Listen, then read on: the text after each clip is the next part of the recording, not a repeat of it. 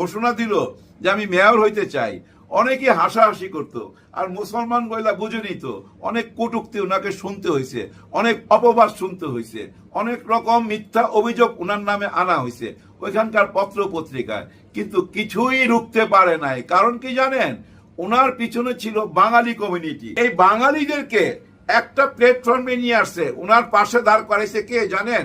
জামাতে ইসলামের মীর কাসেম আলীর ভাইয়ের বউ এবং জোহরান মামদানি কিন্তু কৃতজ্ঞতা জানাইছে এই ভাইয়ের বউর কাছে, মানে মীর কাসেম আলী সাহেবের ভাইয়ের বউর কাছে।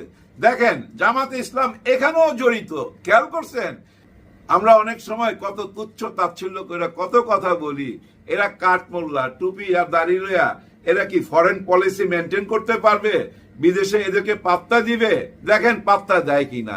বাংলাদেশের বংশোদ্ভূত জামাতে ইসলামের কর্মী, মামদানির নির্বাচনের জয়ের কারিগর।